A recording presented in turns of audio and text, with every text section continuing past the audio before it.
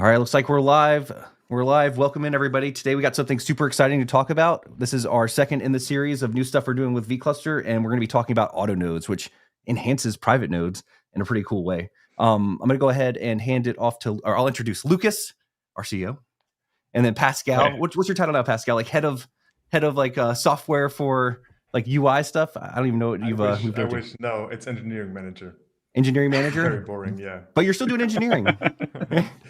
Yeah, somewhat. All right, cool. I just hopped right over Lucas. Lucas, you want to introduce yourself and talk about what we're going to be talking about today? Sure, yeah. Hey, I'm Lucas, the CEO and one of the co-founders here at vCluster Labs. We're in this very exciting launch series that we got started last month in August. And we made a second release very, very recently. Very excited to show everybody today. And Pascal here is going to give us a demo on this pod as well.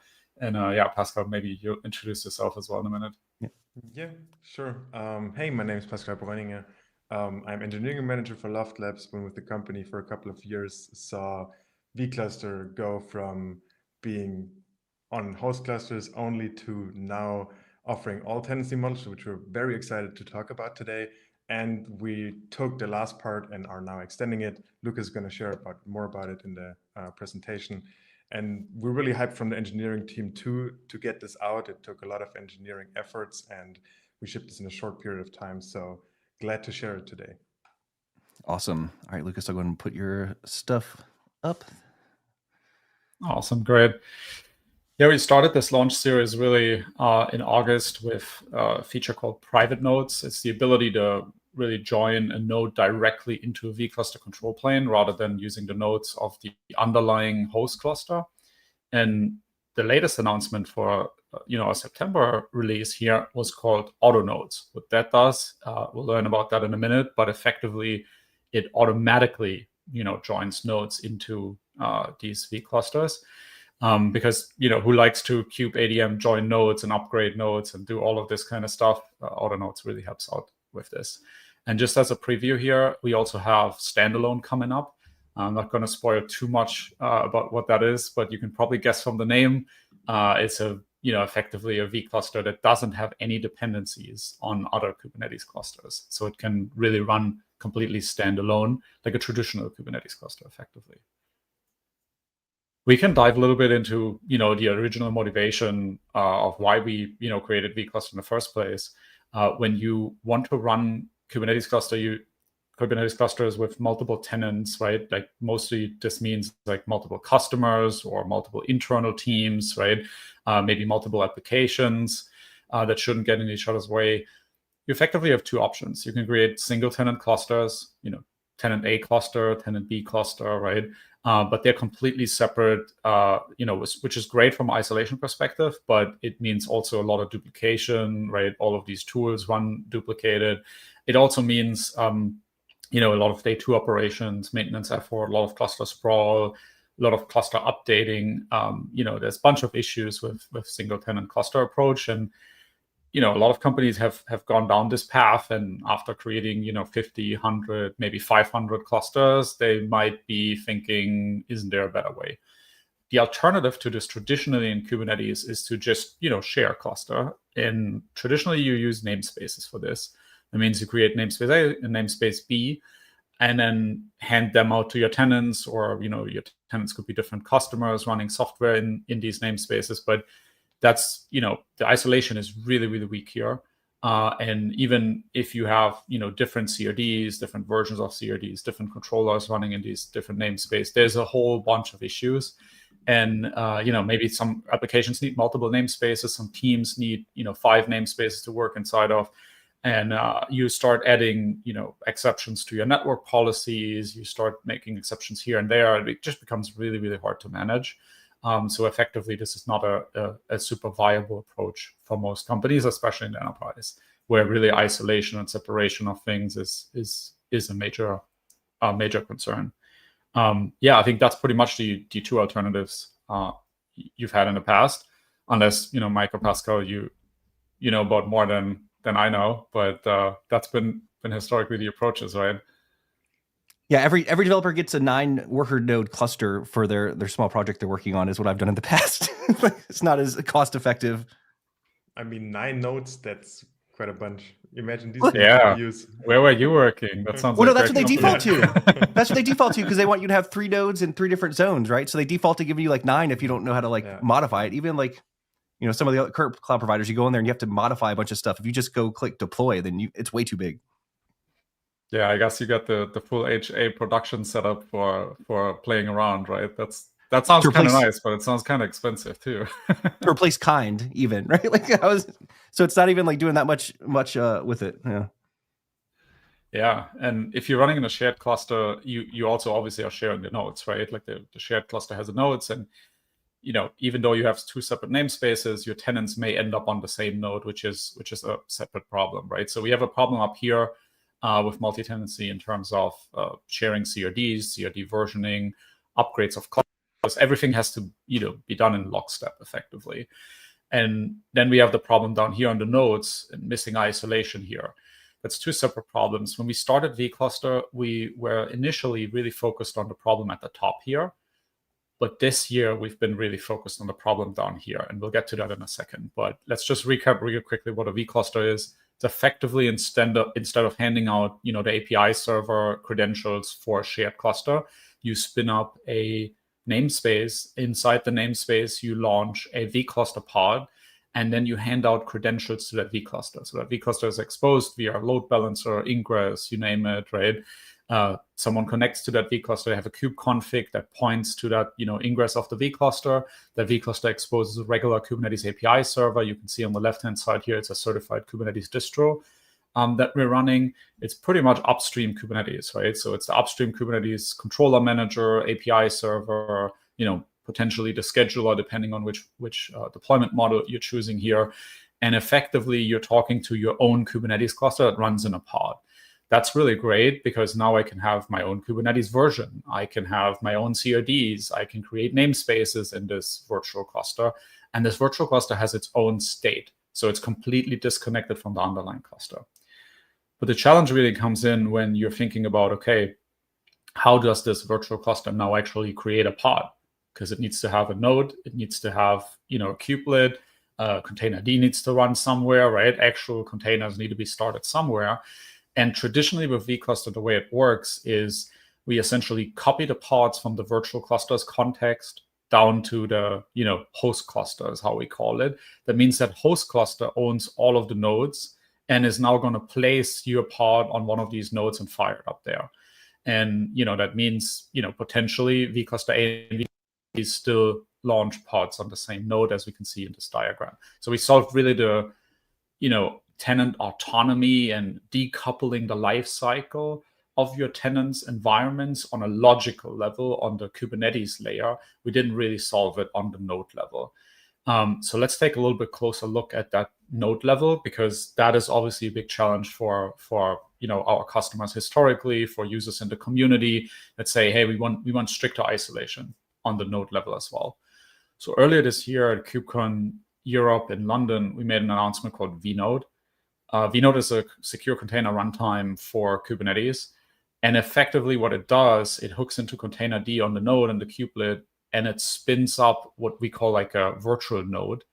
It's effectively a sandbox environment. It's a container. It's not a virtual machine. There's no nested virtualization. This is different than, you know, Kata containers, for example, that actually creates these micro VMs. What we're creating here is a secure, really hardened container. And then we launch the tenant workloads inside of, you know, this sandbox environment, inside our container. The hypothesis is really you can break out of your container, you can't break out of ours, right? And that hardens these environments. We can also prevent noisy neighbor problems. We could also work on quality of service in terms of the networking, for example. Those are topics like more on the roadmap for us for vNode.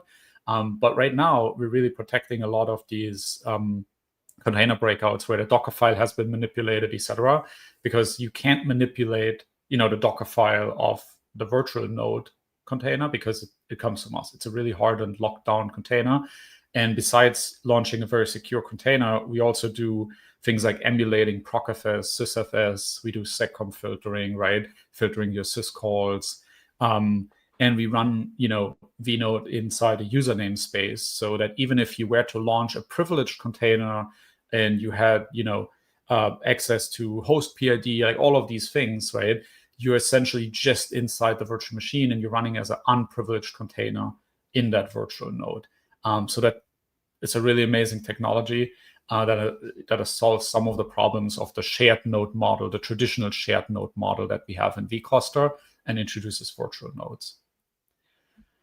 Obviously, in vCluster, what you can also do in the underlying cluster, you can set up policies like mutating mission control, for example, and you can say, hey, I want to enforce certain node selectors to make sure nodes are separate. We actually have a built-in feature in vCluster that does it automatically, so you don't have to mess around with your OPA or Kyverno in the underlying cluster. You can just tell the vCluster directly in the vCluster YAML, hey, please use this node selector.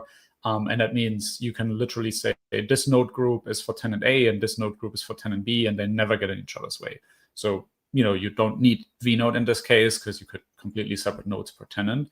It's a little bit less, efficient because, a node may not always be filled until its capacity versus here you get, tighter bin packing. You can essentially say, hey, I'm combining, pods from tenant A and B and pack them to the same node, higher density, higher utilization.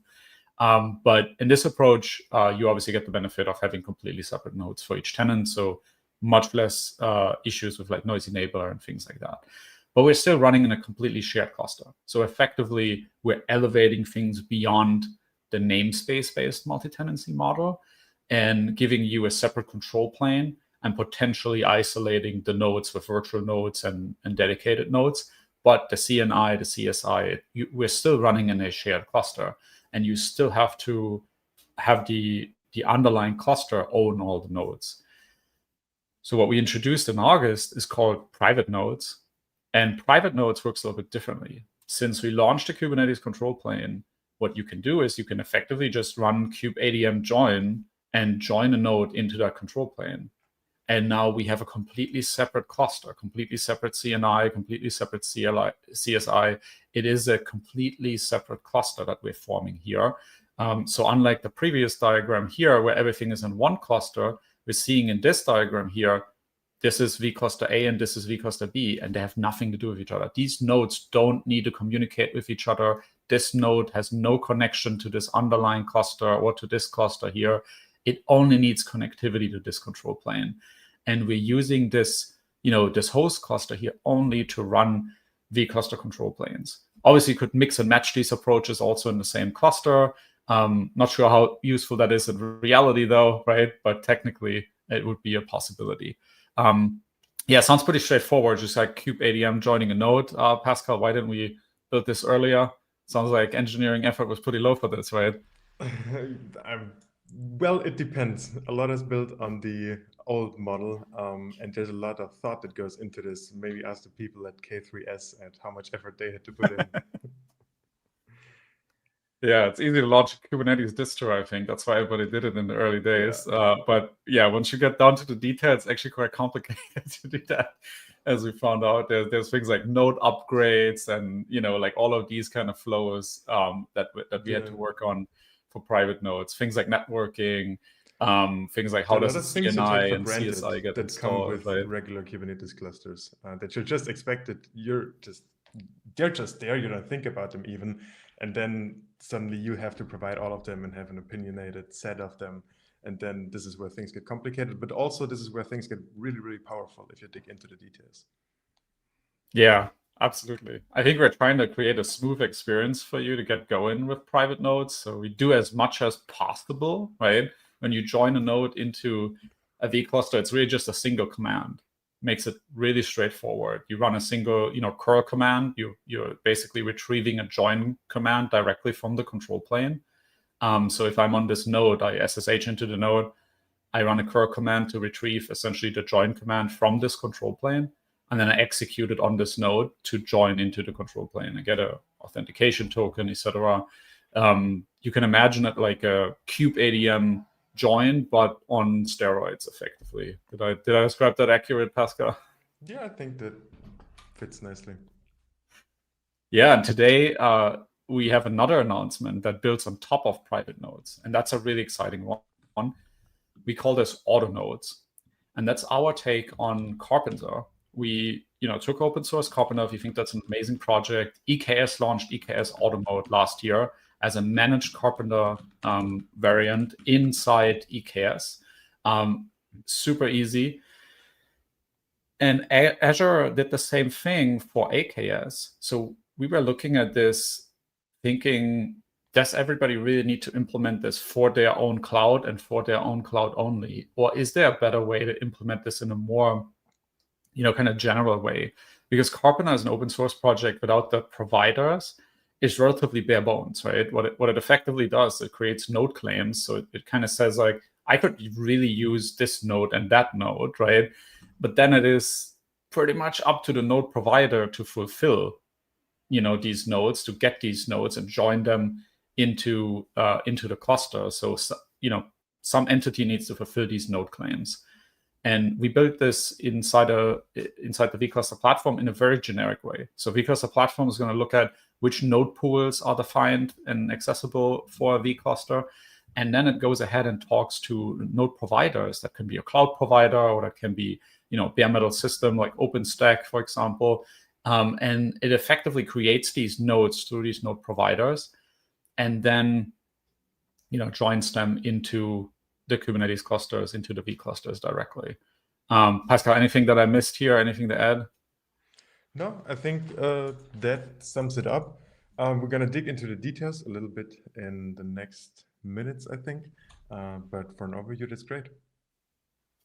Awesome. Let's talk a little bit about node providers, because you may have noticed I said, Karpeneter, doesn't provide much unless you build a Karpeneter provider, right? Unless you implement a Karpeneter provider. Now I'm telling you, you got to have a node provider inside vCluster platform. So are we just moving the problem? No, we actually give you a very generic way to add node providers. And the core concept here is built on top of Terraform and OpenTofu. Why did we choose that? It is effectively ubiquitous, right? You get Terraform and OpenTofu providers for pretty much any major cloud. They're really well maintained. You find them for regional cloud providers, and you get them for OpenStack, Metal as a Service from Canonical, right? Like all of these private cloud management tools. vSphere, for example, has a Terraform provider. There's pretty much a Terraform provider for anything. Although I think, Mike, you recently found out some of the neo clouds don't have a Terraform provider quite yet, right? Well, I need an IP address space and things that I can configure and set up easily. But yeah, no, I ended up using I didn't use auto nodes for the neo cloud because I didn't have a plugin for it. I was limited on time. I think I could write something and mess around with it, right? Like, which would actually be fun. Yeah. Maybe we'll do it here in the future. So if you're a neo cloud and you want us to show this off on your cloud, give me some access, and then I'll write something and mess around with it. Yeah, definitely get in touch with us, because there's always the option to write a Terraform or OpenTofu provider. Anybody can do this. It's going to be a little bit of work, right? But it's a well-defined framework for doing this. So if there is a programmatic way to do this today with curl commands or some other kind of REST API effectively, there's no reason why you couldn't write a Terraform or OpenTofu provider here. It's just a question, did this neocloud already get around to doing that? And maybe some of them haven't yet. Maybe we can actually help some of them get there with this implementation by showing it off. We should tell the DevRel team and anybody else who runs like vCluster Fridays and things like that. We should tell everybody, hey, maybe we can get some neoclouds on board and motivate them to write a joint Terraform provider for their systems. I say, especially if all your developers are on containers and they're using Kubernetes, but the neocloud doesn't have Kubernetes, but they have VMs or bare metal, but you just want access to that GPU, it makes it super easy. We got some comments too. Hello, Mariah and Dave. Thanks for coming in and checking this out. Cool. All right. So what we got next? We have a couple more things. We're going to the demo. Oh, a couple more. Yeah, there's a couple more providers I want to show off here. So we have NVIDIA BCM integration directly built as a provider inside AutoNodes, inside the vCluster platform, because those bare metal systems, like in that case, NVIDIA BCM, they do not have like a simple, REST API. It's like RPC calls. It's a little bit more complicated under the hood. So we built a direct integration. Also, it's a very popular system for NVIDIA's flagship product, NVIDIA DGX SuperPod, for example. So we felt the need, direct integration here may actually be better to list all your nodes and, connect it pretty smoothly. And we also felt the same way around KubeVirt. KubeVirt is an amazing project. So if you have bare metal nodes and you want a virtualization layer that is pretty simple on top of that, right?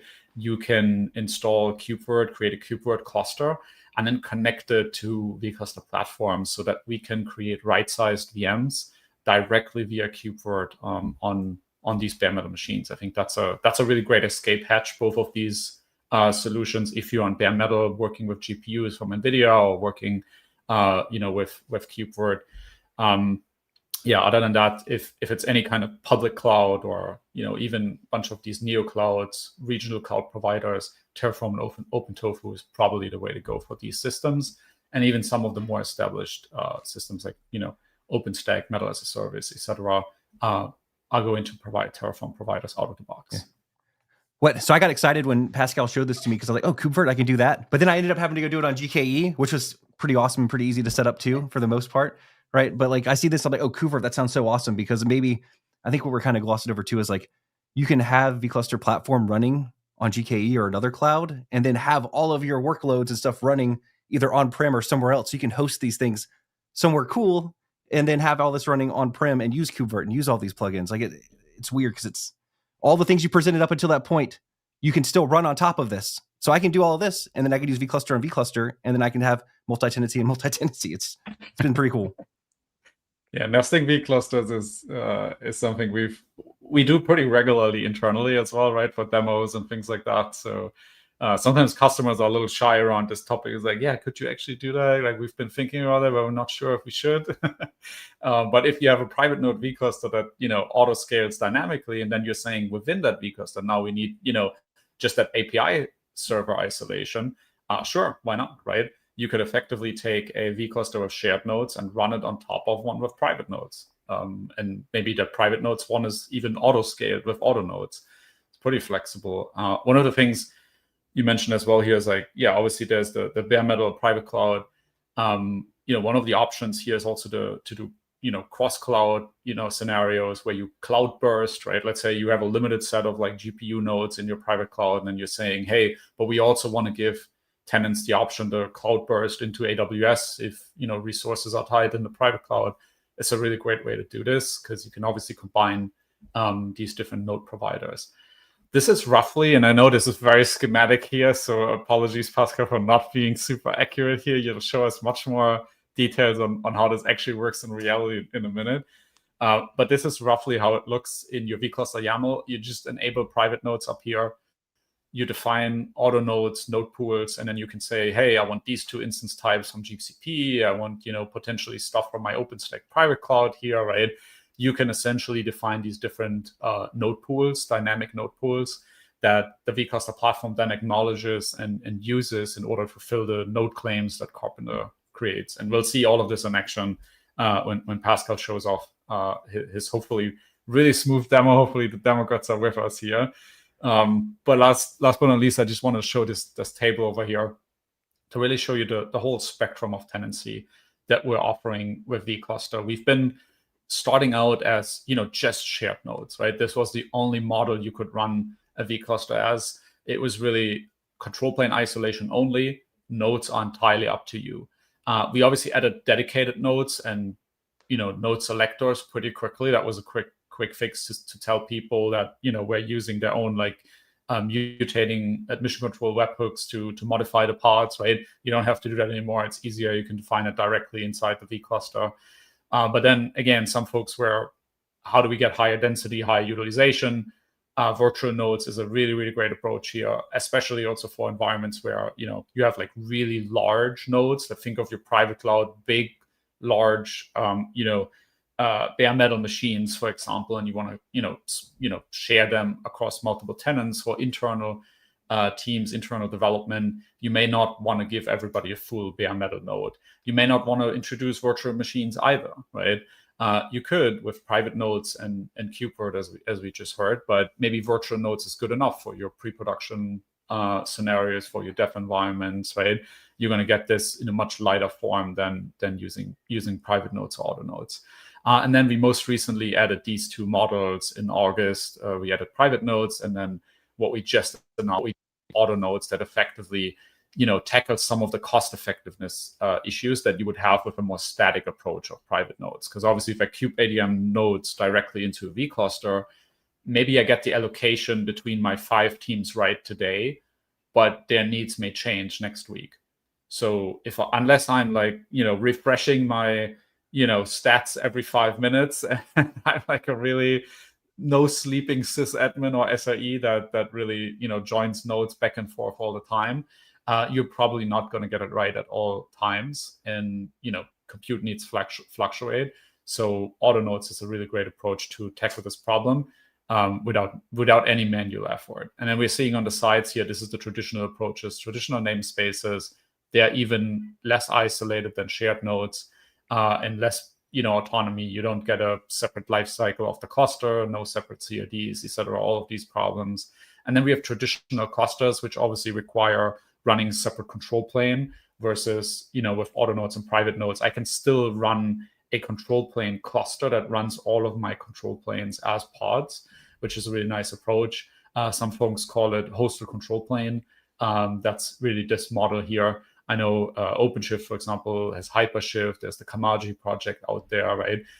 All of them fall in this category here, private nodes. It's kind of comparable. Hopefully we made the experience even smoother than they did and even more lightweight, right? And even more automated.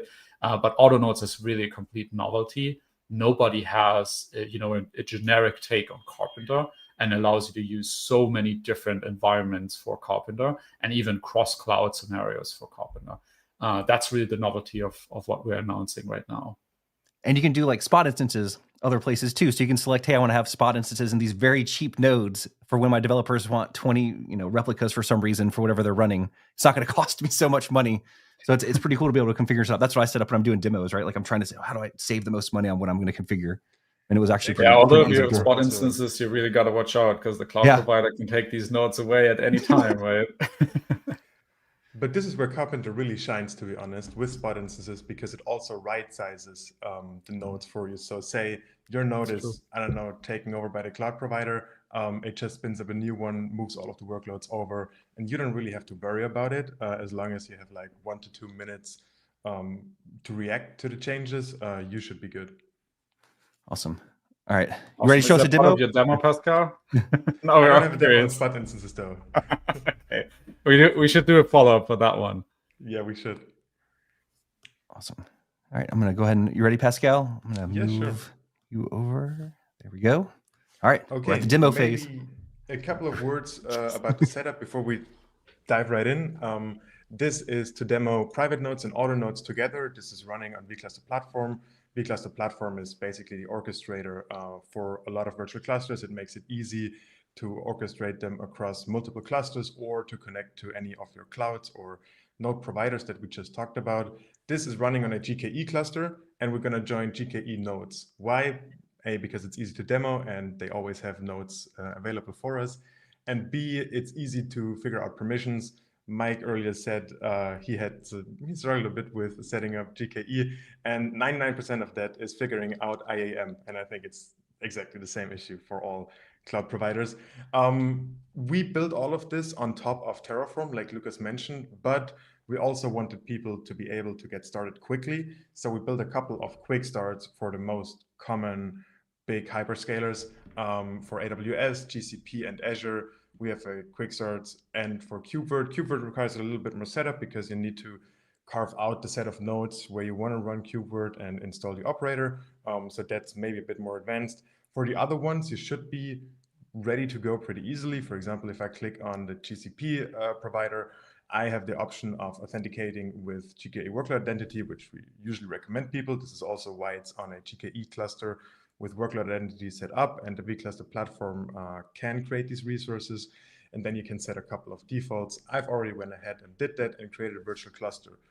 And I think the important part here is, whereas before with private nodes, you had to go in, attach a node directly, and then follow these steps, which already is an improvement over kubeadm, just bare bones. It still is manual effort on the administrator, and it puts the responsibility of managing the lifecycle of the node onto you. So we're taking all of that away with auto nodes, and now and Karpeneter is managing the lifecycle of the nodes. What that means is I have a very simple virtual cluster here.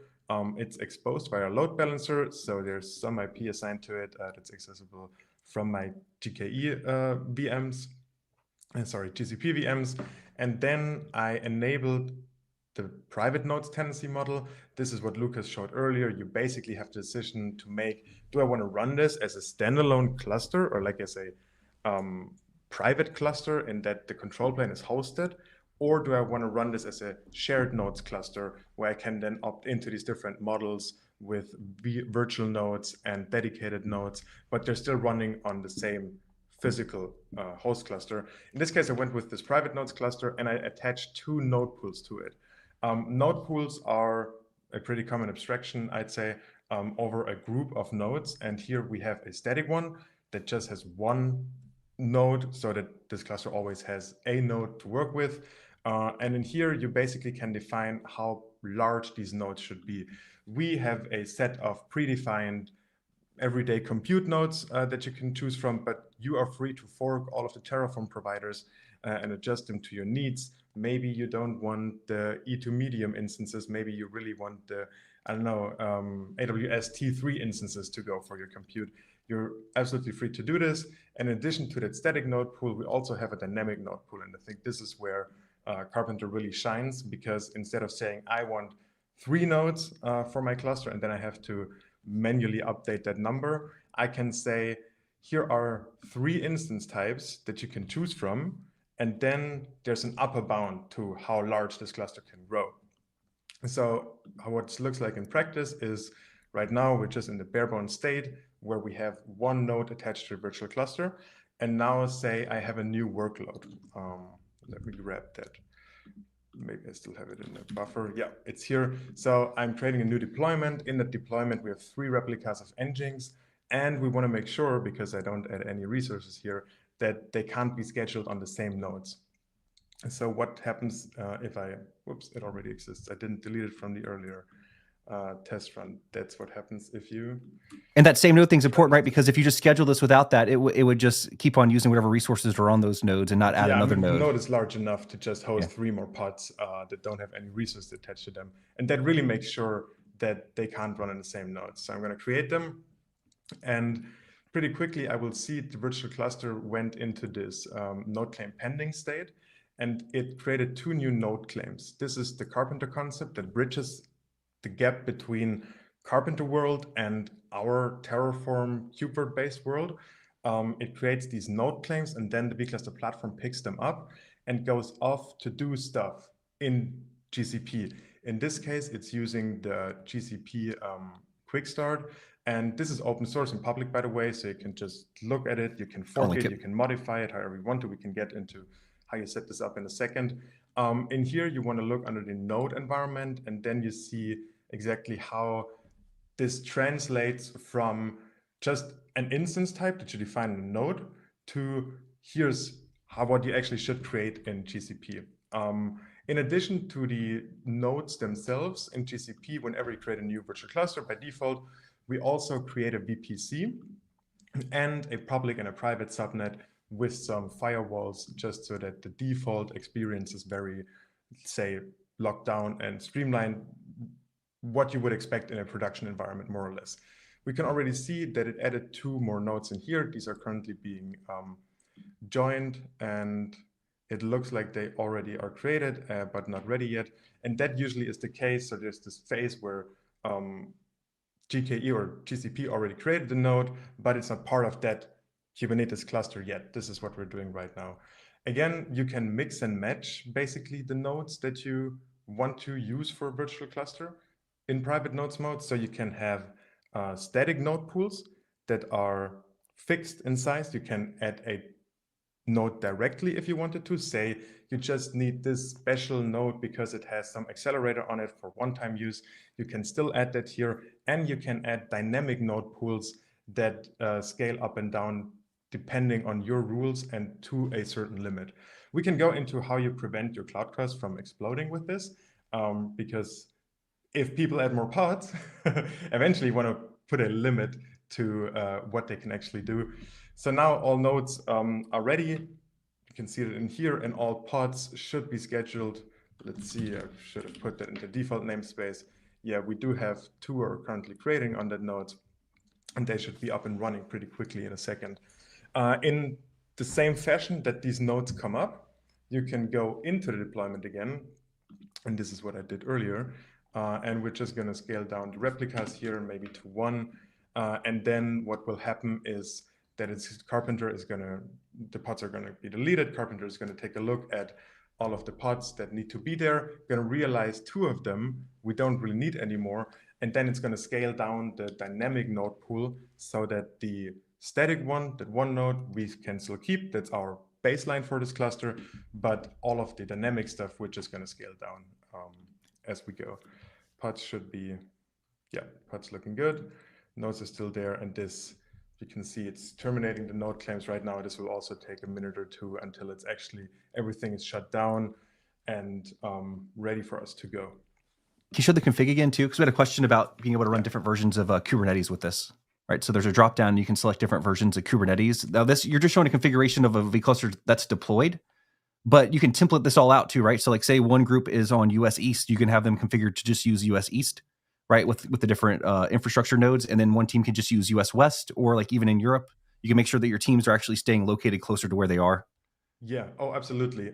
We just picked the default region because that's easiest to demo, but you can set this up however you need it to.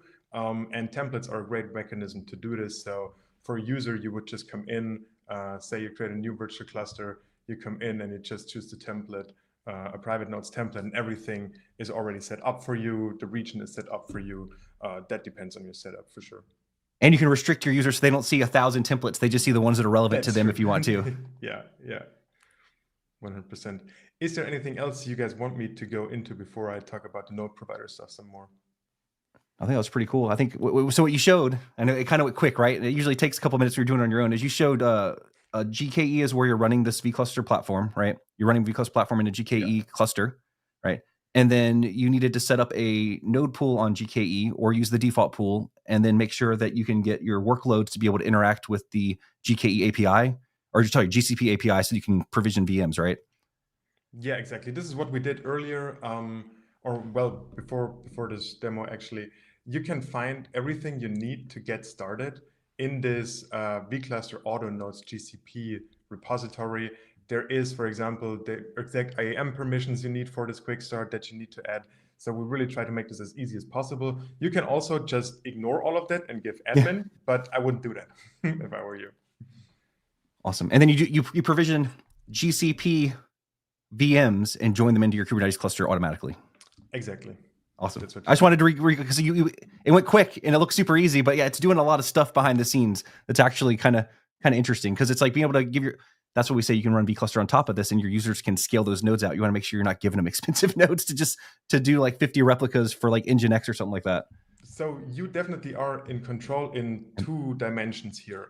One would be, like you mentioned earlier, set up a template and then only allow certain types of compute instances to be used by your tenants. And I think it's fairly important because you want to establish some boundaries. In our default setup, we have 6 node types that we expose, and node types are a type of a node. The characteristics of a node in here, they just have different resources. E2 medium and small are shared CPU resources or nodes in GCP, and the other ones are dedicated CPU resources, and this is the largest one in here. And that's also why when setting up this node provider, I basically made sure that out of all virtual clusters, you can use a maximum of 10 nodes for this node type, because this is getting expensive for demos. Yeah. We had a question too. Is the Karpeneter image configuration all managed within the auto node product, or do they have ability to bring their own version of Karpeneter with the product? So they're probably using Terraform and stuff on that end instead of modifying Karpeneter. This is baked into the vCluster image itself, so you can't bring your own Karpeneter. That flexibility would be provided through Terraform itself. I see the question. Yeah, so it's still, so you're still deploying vanilla Kubernetes, like the version, Pascal, maybe you can show that again real quick if you go to the configuration. Like you're selecting which version of Kubernetes that you're using. So it's still that, but then yeah, it's going to depend on like what, or so not the vCluster version right below, the distribution. Yeah, Kubernetes distro, this drop down. Oh yeah. This is like vanilla Kubernetes that you're using Yeah. for the control plane. But then you can technically install Karpeneter and do it that way. I'm not too sure about that. A couple of customers are running it on the host cluster with Karpeneter, but in this case, you'd really want to use the built-in Karpeneter because that makes sure it creates the correct node claims. Awesome. Yeah, making sure everybody gets that, right? Like we have the feature called embedded etcd. You can obviously run an external etcd and connect that to vCluster, or you can use the baked-in SQLite, which is kind of our default to get you going really quickly. But we have this embedded etcd, which runs etcd as a process within the vCluster container, rather than running it as a separate container or having it run somewhere else, right? Same here for Karpeneter. We could just deploy Karpeneter, right, completely separate, but we're baking it directly into vCluster. It's literally becoming a dependency here. Awesome. Yeah, you're probably if you're doing this and you're giving like 50 developers access, you're probably not using SQLite either. You probably want to use etcd, right? Definitely. Awesome. That's been perfect. All right, it's cool. So you want to show the, you're gonna show the infra and the nodes again?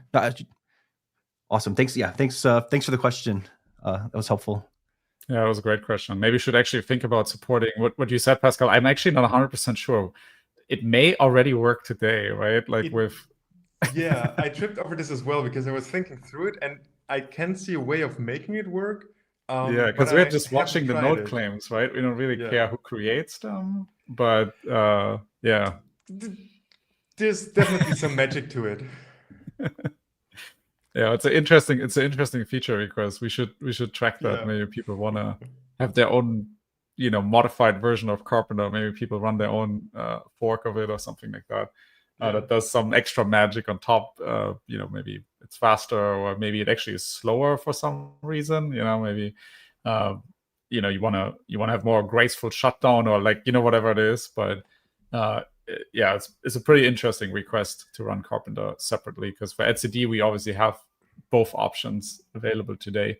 But maybe a lot of work for us to build this. Not sure. We'll have to discuss with the team. What's pretty cool though is like all this stuff is CRDs and stuff, right? So like they could literally use our API endpoint to automate a bunch of that stuff if they wanted to, and not have to implement their own version of Karpeneter. And they could just use us to deploy all this stuff if you want, right? Or use GitHub Actions and have this public endpoint that you can spin up, ephemeral, cheap nodes.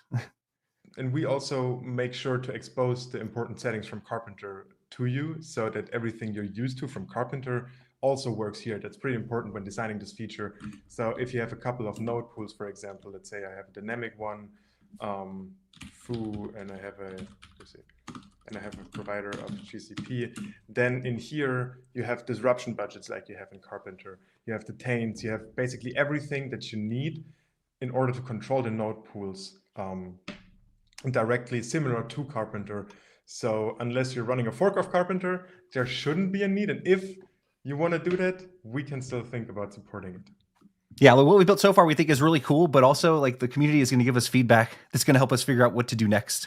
100%. And we'll promise to fairly quickly update Karpeneter if they come out with a new awesome version and a new awesome feature, right? We'll update and ship a new. I mean, we're pretty quick at updating vCluster in general when Kubernetes versions emerge and like all of this kind of stuff. So running the new conformance tests for each new version of Kube.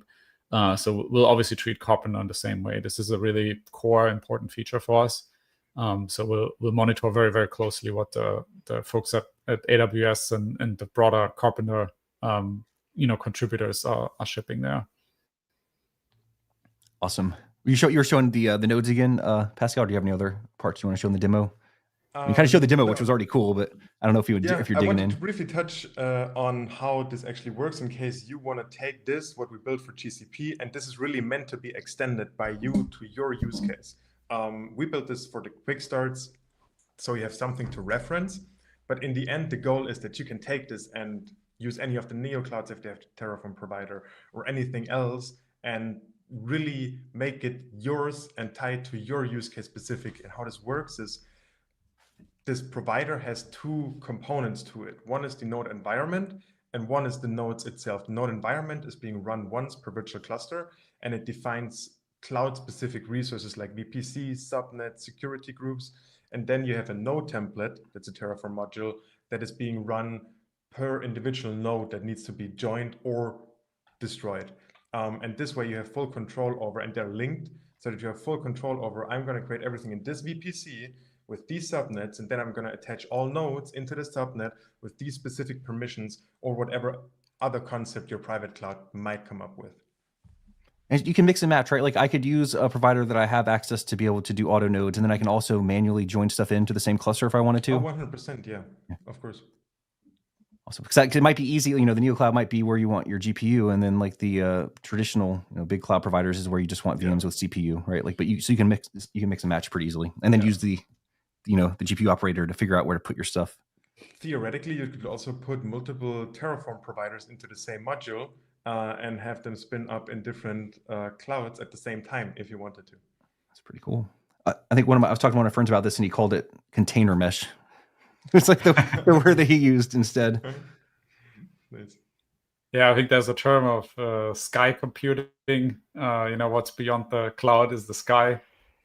Maybe this goes a little bit in that direction of like take nodes from anywhere, right, and create an environment that runs on top. Maybe we can touch on one topic. We talked a bunch about Terraform here, obviously OpenTofu, and what people often think about when they hear that kind of concept, they essentially think of drift. So Pascal, maybe you can speak to what are we doing in that direction, and maybe what is planned in that direction in case it's not already in the product.